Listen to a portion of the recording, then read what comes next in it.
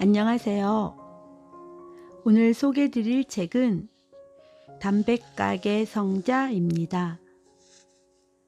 인도의 어느 허름한 뒷골목에서 작은 담배가게를 하던 마하라지의 가르침을 듣기 위해 전 세계의 많은 구도자들이 그를 방문하였고, 그는 하루도 쉬지 않고 제자들과 방문객들에게 진리에 대한 가르침을 베풀었습니다.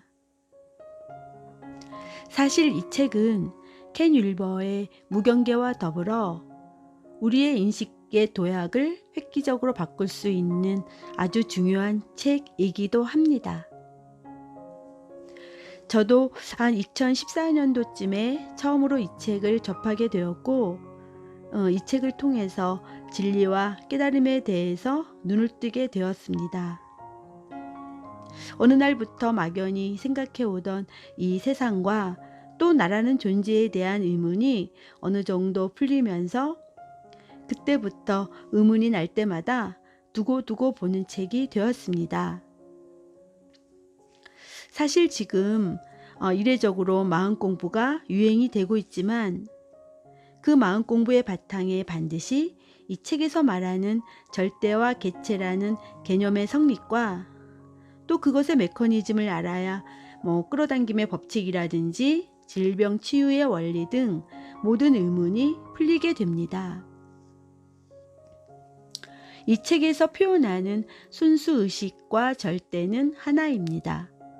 또 그것을 우리는 마음이라고도 하고 신성이라고도 합니다. 우리는 이 우주 안에서 하나의 개체적인 존재로 인식을 하고 살고 있지만, 우리가 인지하는 이 세상은 바로 순수의식의 현현이라고 합니다. 그 중심에는 신비스러운 의식이 있고, 그래서 마하라지는 의식이야말로 우리가 가지고 있는 최고의 자산이라고 합니다.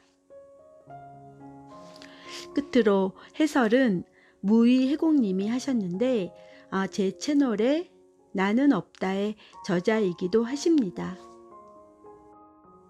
아무튼 재미없더라도 잘 들어보시길 희망합니다.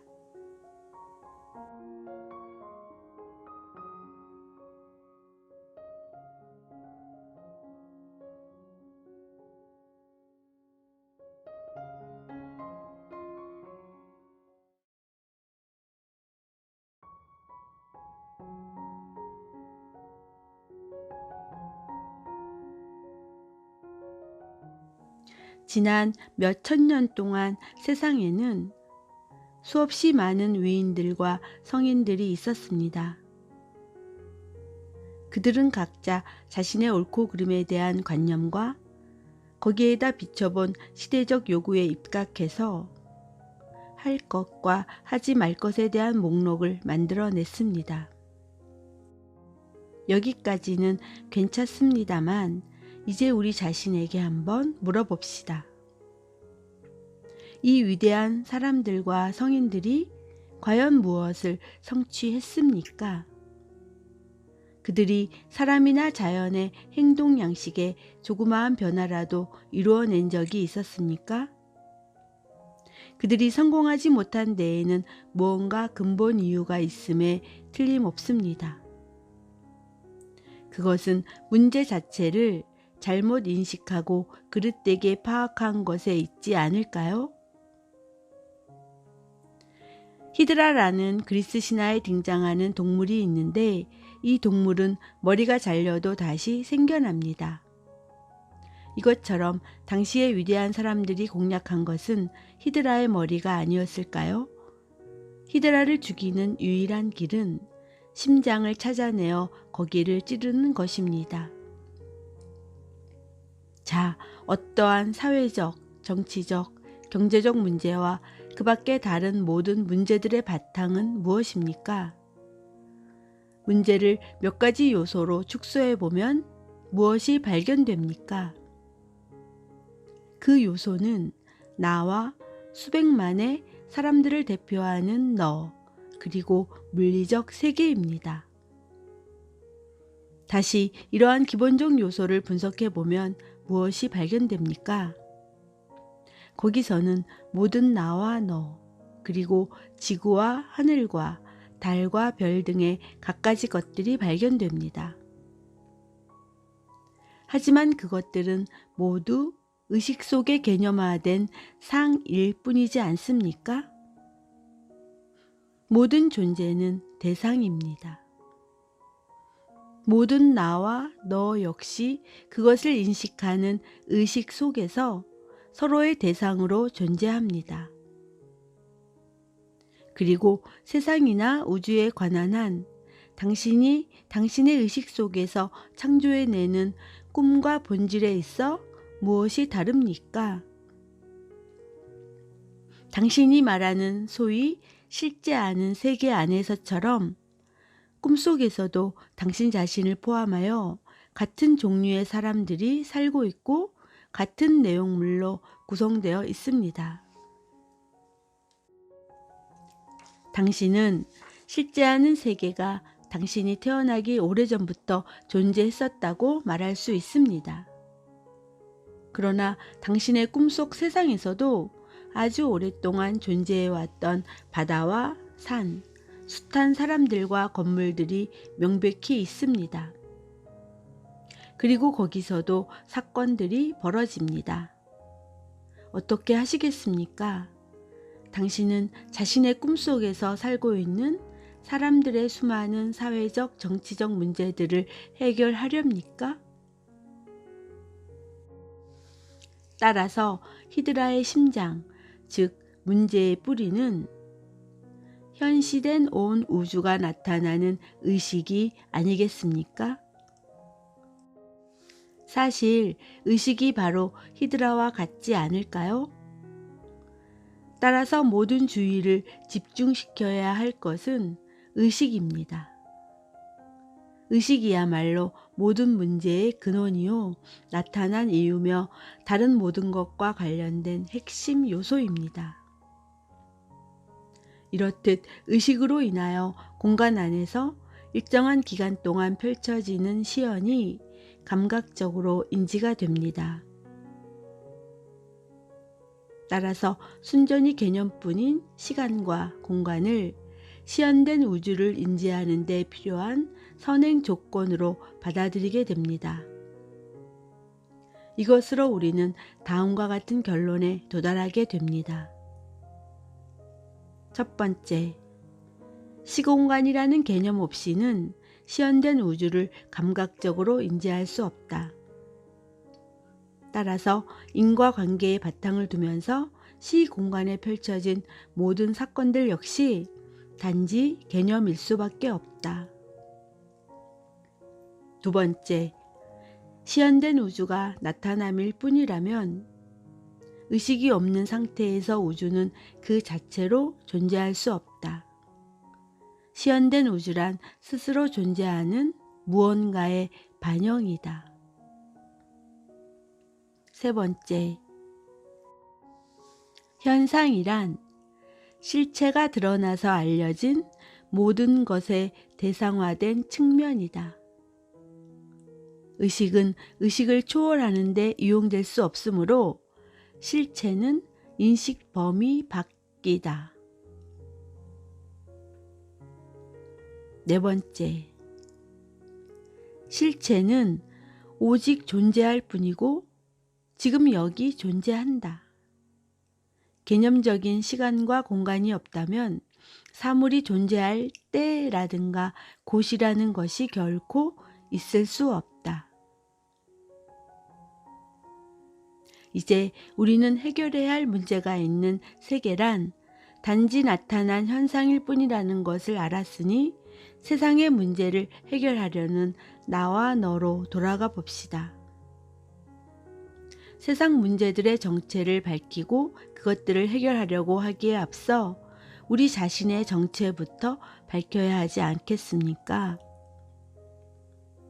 우리는 지각력이 있는 존재들로서 세계 속의 문제들을 해결하기 위해 늘 뭔가를 하고자 합니다. 그런데 개념적인 존재가 개념적인 것 외에 어떤 일을 한다는 것이 가능하겠습니까? 아침부터 밤까지 계속해서 대상화하는 것 외에 무엇을 합니까? 그리고 실질적으로 심신상관적 기관에 불과한 몸이 착각된 영상과 해석을 만들어내는 것 이외에 무엇을 할 수 있겠습니까? 우리가 자신에 대하여 무엇이라고 생각하든 그것은 전체적 현시와 작용의 일부분일 수밖에 없고 어떤 식으로든 그것에서 분리될 수가 없습니다. 우리는 깨어난 다음 반추해 볼 수 있는 개인의 꿈에서 이 문제를 더 잘 이해할 수 있습니다. 꿈속에서 독립된 인격체인 양 나타나는 자기 자신이라는 것도 꿈을 깨고 보면 독립된 실체가 전혀 아니고 단지 조작된 꼭두각시에 불과함을 알 수 있습니다. 그러면 봅시다. 우리가 실제라고 생각하는 이 세상은 그것과 다릅니까? 조금이라도 다른 게 있습니까? 이것을 잘 생각해 보십시오. 잠을 자면서 꿈을 꾸는 것처럼 우리는 깨어 있다고 삶을 살고 있다고 꿈꾸고 있는 것은 아닐까요? 모든 것은 꿈꾸는 의식의 산물입니다. 의식 속에서 대상화가 계속 일어나면서 말입니다. 이러한 사실이 직접적이고 직관적으로 감지되면 그때 우리는 알게 됩니다. 상대성 안에서 우리는 의식적 존재이며 생명을 불어넣는 의식이지 지각력을 부여받은 현상적 대상이 아니라는 것을 말입니다. 우리가 거짓을 거짓으로 볼 때 문제는 스스로 해결됩니다. 우리는 살아있는 꿈의 내용이며 살아있는 연극의 배우들입니다. 그리고 배우들은 그들의 역할을 할 수 있을 뿐 그 이상 아무것도 할 수 없습니다. 해설. 어리석은 사람들은 평생 죽을 때까지 자르면 또 나오는 머리만 자르고 있다. 1000번이고 10,000번이고 말이다. 그러면서 인생은 고통의 바다라고 한다. 문제가 산더미처럼 쌓여서 죽을 때까지도 다 해결할 수 없다고 한숨만 쉬고 있다. 그러나 지혜로운 사람은 머리에는 관심이 없다. 그의 의식은 오직 모든 문제의 근본적인 해결 방법인 심장을 단번에 찌르는 것에만 관심이 있을 뿐이다. 그것이 절대 진리에 대한 깨달음이다. 참 나인 절대성을 깨달으면 모든 것이 바로 해결된다. 그것은 마치 꿈속에서 괴로운 일을 당해 고통받으며 허우적거리다가 꿈에서 깨어나는 순간 해결할 것도 없이 풀려버리는 것과 같다.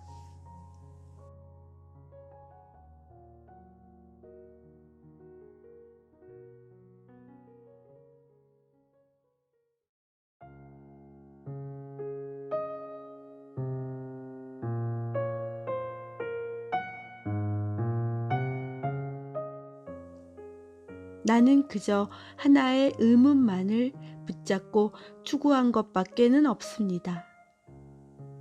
내가 궁금했던 것은 바로 이것이었습니다.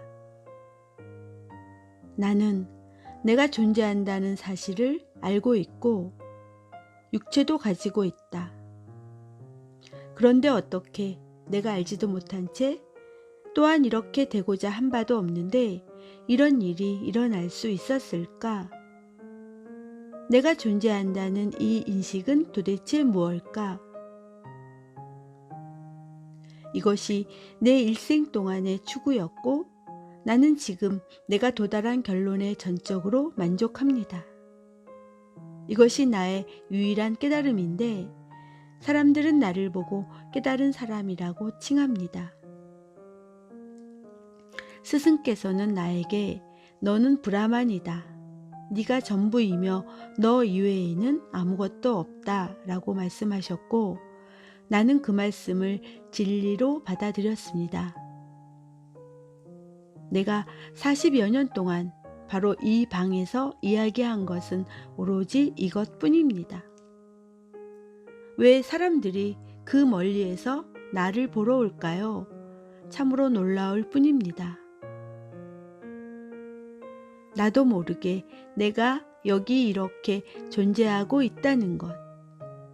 거기에 대한 논리적 결론을 추구해 나가면서 나는 어디에 도달했을까요? 명백히만 볼 수 있다면 이 모든 것은 정말 간단합니다. 사람들이 관심을 갖고 있는 나란 무엇일까요? 즉각적인 대답은 당연히 나는 이 몸이다 입니다. 그러나 몸이란 정신적인 기관일 뿐입니다. 이 기관에서 지각 있는 존재라고 인식하게 만드는 가장 중요한 요소는 무엇일까요? 그것은 틀림없이 의식입니다.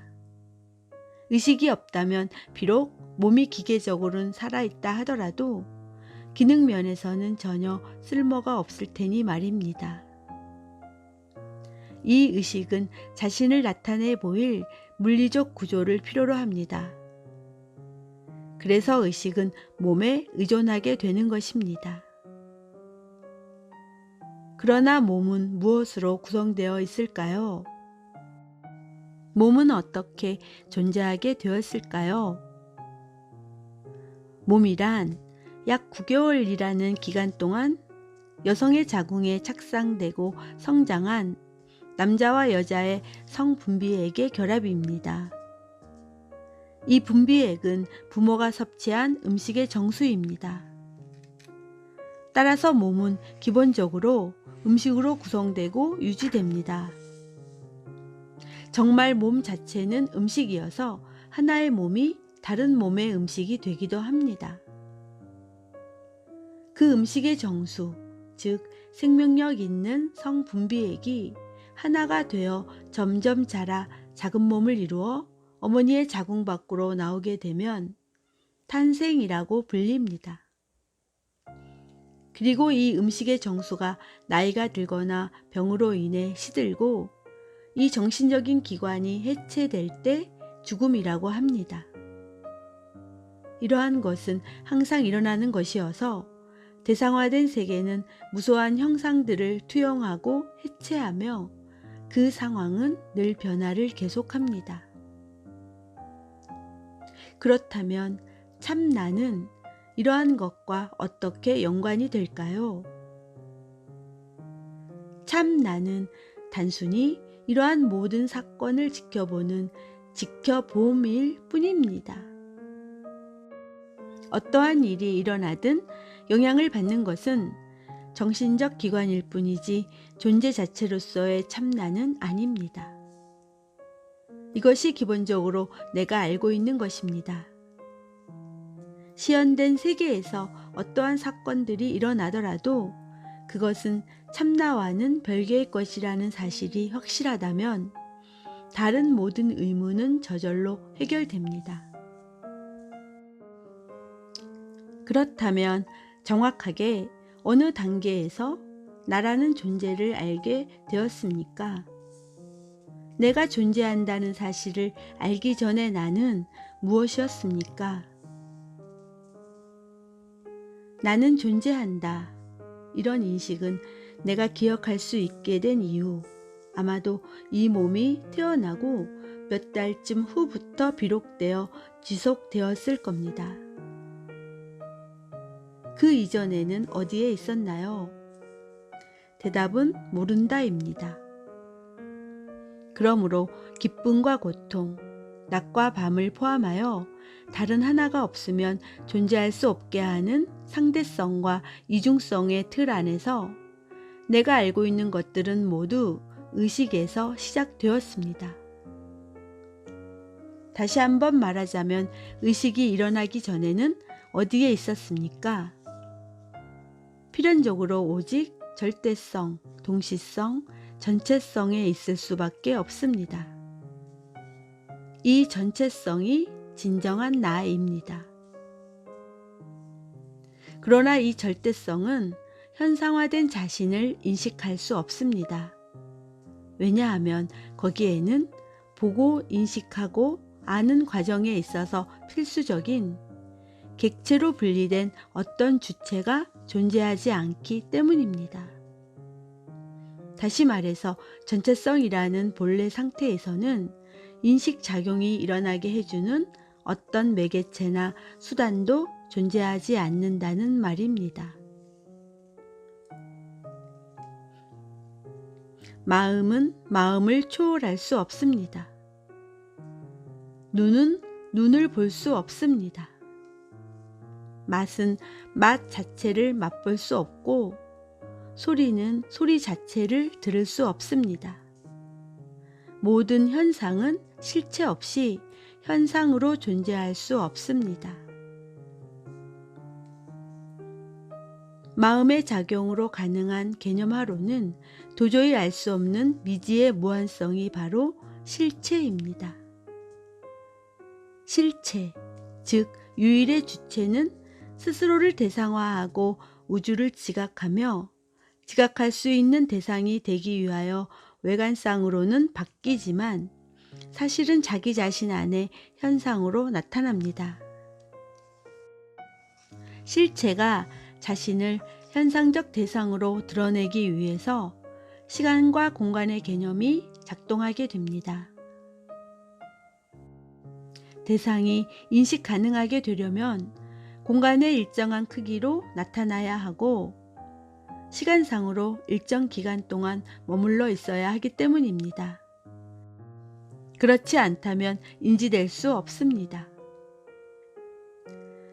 이제 나는 다음과 같은 전체 그림을 가지고 있습니다. 객체적 존재란 실체가 현상화한 우주로 투영되는 과정 가운데 아주 작은 티끌에 지나지 않습니다. 그것은 대상화된 모든 것들 중에 단 하나의 대상에 불과하며 따라서 나라고 불리는 객체적 존재는 주체적 실체가 아닙니다. 그러나 이것이 중요한 사실인데 현상은 별개의 것으로 창조되거나 투사된 어떤 것이 아니라 사실은 개념화되고 대상화된 실체라는 것입니다. 다시 말해서 차이점은 실체와 개념이라는 것 뿐입니다. 개념이 없다면 그것들은 결코 분리될 수 없고 실체와 현상 사이에 어떠한 이중성도 있을 수 없는 것입니다. 이 나눠질 수 없는 동일성이 우리의 참다운 본성에 대한 통각의 열쇠입니다. 왜냐하면 실체와 현상 간의 이러한 기본적인 동일성을 보지 못한다면 우리는 대상화와 개념의 수렁에 빠지게 된 것이기 때문입니다. 일단 실체가 모든 존재의 근원이고 현상은 실체가 분리된 대상으로 나타나 보일 뿐이라는 것이 이해가 된다면 존재 그 자체에 다른 어떤 것도 끼어들 수 없고 따라서 해탈을 필요로 하는 존재라는 개념은 말이 안 된다는 것을 알게 될 것입니다. 정말 해탈이라는 것이 있다면 그것은 속박과 해탈이라는 개념, 바로 그 개념으로부터의 해탈임을 알게 될 것입니다. 내가 태어나기 이전에 나에 대해 생각해 보면 나는 존재한다 라는 개념이 거기에는 없었음을 알게 됩니다. 의식이 없으면 개념화도 없기 때문입니다. 그래서 어떤 보는 행위가 일어나면 그것은 누군가가 주체와 객체로 보는 것이 아니라 모든 보는 것의 근원으로부터 보는 것입니다. 이러한 통찰을 통해서 모든 것을 감싸고 있는 절대의 전체성은 한 점의 결점도 있을 수 없음을 깨닫게 됩니다. 그래서 개체적 존재가 마침내 그 주어진 삶의 끝에 이르러 이 상대적 인식조차 없는 본래의 상태로 융합되어 버릴 때까지는 상대적 의식으로 살아가야 합니다. 내가 인식한다와 내가 인식함을 인식한다. 이 일시적인 상태는 바로 그때 나는 인식하지 않는다와 나는 내가 인식하지 않음을 인식하지 않는다의 영원한 상태로 융합하는 것입니다. 해설. 실체인 절대성은 우주 현상계에 가득 차 있는 이 모든 생명 현상을 일으킬 수 있는 근본 바탕이다. 본래 하나인 실체가 자기 모습을 드러내기 위해서 어쩔 수 없이 각자 분리된 것처럼 인식하는 상대 세계로 나타난다.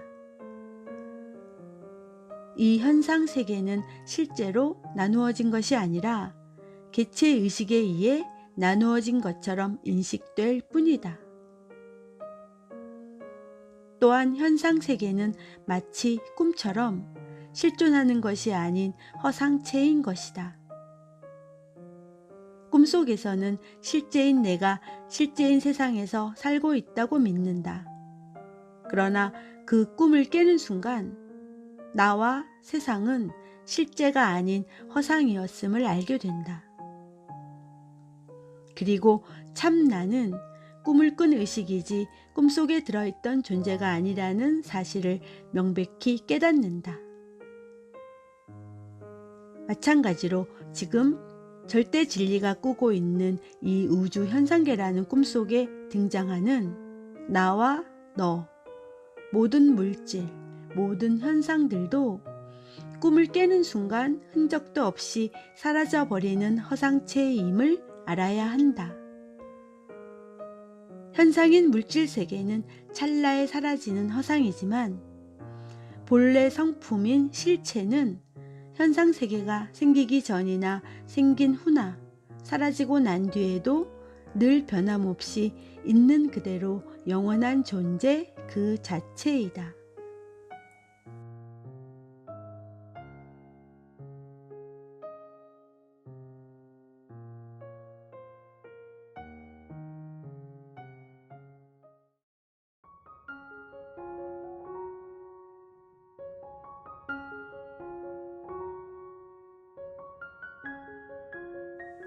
마하라지는 지각력 있는 존재가 가지고 태어나는 오직 하나의 자산은 의식이라고 자주 강조한다. 태어난 것이 육체 같지만 그것은 외관상 그렇게 보일 뿐이라고 그는 말한다. 실제로 태어나는 것은 의식이며 의식은 자기를 나타내 보일 유기체를 필요로 하는데 그 유기체가 바로 육체라는 것이다. 지각력 있는 존재에게 감각을 느끼고 자극에 반응할 수 있는 능력을 부여하는 것은 무엇일까? 산 사람과 죽은 사람을 구분짓는 것은 무엇인가?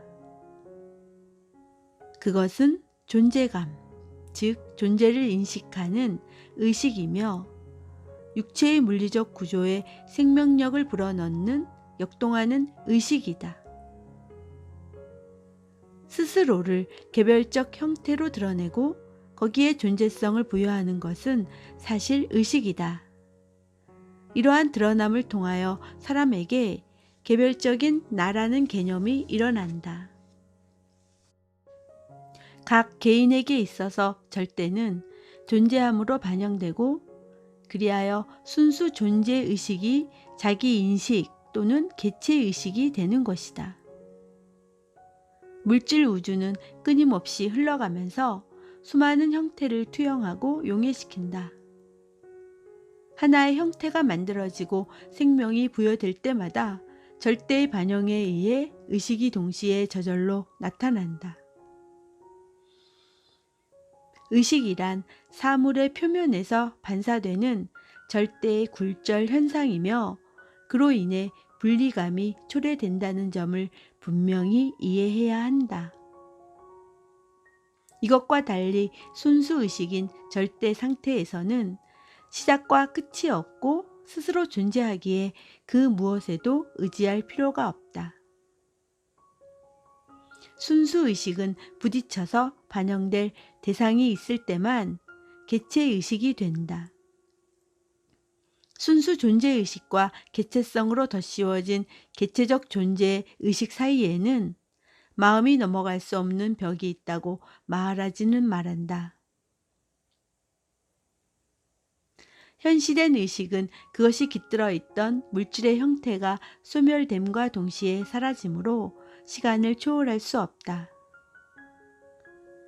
그러나 마하라지에 의하면 그것이야말로 지각 있는 존재가 가지고 태어나는 유일한 자산이다. 그리고 현시된 의식은 절대와의 유일한 연결고리이며 지각 있는 존재가 자신이라고 믿는 개체로부터 본래 있지도 않은 해방을 염원하는 유일한 수단이 된다. 자신의 의식과 하나가 되어 그것을 자신의 생명의 근원으로 여김으로써 전혀 길이 없다고 여겼던 것을 달성할 수 있다고 기대하게 되는 것이다. 활기를 불어넣는 이 의식의 실체는 무엇인가? 의식은 물질적 형태가 없으면 존재할 수 없으므로 의식 역시 물질적 존재일 수밖에 없다. 현현된 의식은 그 거처인 육체가 건강하여 거기에 머물 만한 상태를 유지해야만 존재할 수 있다. 의식은 절대의 반영이긴 하지만 시간의 제약을 받고 육체를 구성하고 있는 5가지 요소로 이루어진 음식물에 의해서만 유지될 수 있다. 의식은 오직 건강한 육체에만 함께 할 수 있고 육체가 쇠하여 소멸될 때 함께 사라진다. 마하라지는 의식의 성질과 기능을 우리가 날마다 경험하는 깊은 수면 상태, 꿈꾸는 상태, 그리고 깨어있는 상태에서 관찰할 수 있다고 자주 말한다. 깊은 잠 속에서 의식은 말하자면 휴식 상태로 물러난다. 의식이 없으면 이 세상과 그 안에 사는 모든 것, 구속이나 해방에 대한 생각은 물론 자신의 존재나 현존에 대한 느낌조차 없다. 바로 인식할 수 없기 때문에 그렇다. 그러나 약간의 의식이 작용하기 시작했으나 아직 완전히 깨어나지 않은 꿈의 상태에서는 순식간에 의식 안에서 산과 계곡, 강과 호수, 그리고 빌딩, 그리고 꿈꾸는 자신을 포함하는 다양한 연령층의 사람이 사는 도시와 마을 같은 온 세상이 창조된다. 여기에서 보다 중요한 점은 꿈꾸는 사람이 꿈에 나타난 형상들의 움직임에 대해 아무런 통제 능력도 가지고 있지 않다는 점이다. 그 단순한 약간의 의식 작용에 의해 기억과 상상으로 만들어지는 새로운 살아있는 세계가 일순간에 창조되는 것이다. 그러므로 마하라지는 단지 미미한 작용만으로도 전 우주를 포괄하고 투영할 수 있는 의식의 비범한 힘을 상상해 보라고 말한다. 꿈꾸는 의식이 깨어나면 꿈의 세계와 꿈속에 나타난 형상들은 사라진다. 깊은 잠과 꿈의 상태가 끝나고 나서 의식이 현상 세계를 인식하면 어떻게 되는가? 즉각적인 감각은 존재 그 자체에 대한 현존감이다. 나의 존재가 아닌 존재감 그 자체다. 그러나 곧 정신이 들고 나라는 관념과 개체에 대한 동일시가 생겨난다. 우리는 자기 자신을 의식을 가진 개체라고 생각하는데 너무 익숙해서 진실을 받아들이거나 이해하는 것마저 매우 어렵게 느끼고 있다고 말하지는 말한다. 실제로 스스로를 수많은 육체 속에 현현시키는 것은 바로 의식이다. 따라서 태어남과 죽음은 시공 속의 하나의 사건과 같은 찰나에 일어난 의식의 움직임의 시작과 끝에 불과하다는 것을 깨닫는 것이 중요하다. 우리가 이것을 깨달을 수만 있다면 본래의 근원 상태에서는 존재 그 자체로서 지복이며 의식과 접촉할 때는 의식의 다양한 활동을 목격하고 있을 뿐 그 활동과 완전히 분리되어 있음을 깨닫게 될 것이다. 이것은 논란의 여지가 없는 사실이다. 분명히 인식하는 자기가 인식하는 대상이 될 수 없다. 인식하는 자는 그가 인식하는 대상과 별개여야만 한다. 해설. 진리를 깨닫는 측면에 있어서 의식에 대한 이해는 대단히 중요하다. 의식을 온전히 이해할 수만 있다면 절대성의 90% 이상을 이해한 것이다. 진리란 무엇인가? 나의 근원이면서 너의 근원이고 우주 삼라만상 모든 것의 근원을 진리라고 한다. 그러므로 진리는 오직 하나이다. 오직 하나인 진리는 나누어질 수 없기 때문에 절대이다. 그 절대 진리가 자기 자신을 인식하는 순간 의식이 된다. 그와 동시에 본래 하나인 절대는 주체적 인식자와 객체로서 인식 대상으로 나누어진다. 이것이 상대적 현상 세계이다. 의식이 인식작용을 하고 있는 현상 세계에서는 본래 하나로서 나누어질 수 없는 절대를 둘로 나누어진 상대 세계로 착각하게 되는 것이다. 그러므로 모든 것을 이것과 저것으로 분별하고 주체로서의 나와 객체인 너를 나누고 매사에 선악이라는 개념을 끌어들여 시비를 일삼는 것이다. 그러나 이러한 시비 분별은 의식이 현상세계를 인식하는 동안에만 적용될 뿐이고 현상세계를 인식할 수 없는 죽음 앞에서는 모든 것을 둘로 나누고 시비하던 착각도 사라진다. 개체의식의 탄생과 더불어 생한 시비 분별은 개체의식의 죽음과 더불어 저절로 멸한다. 이 엄청난 우주 현상계 전체는 참나인 절대의 모습이다. 우주 안에서 각자 독립적으로 존재하는 것처럼 보이는 모든 것들은 오직 하나인 절대의 화연이다. 그러므로 참나는 수백억의 캐릭터 중에 하나가 아니다. 인간, 동물, 식물, 물질, 비물질 이런 것들로 표현되는 모든 것을 연기하는 배우는 바로 절대이다. 절대 혼자서 수천억의 캐릭터와 그들이 뛰어놀 수 있는 무대를 연출하고 일사불란하게 연출을 지휘하는 감독까지 다 해내고 있는 것이다. 참나인 절대는 영원히 지속되는 모든 것이다.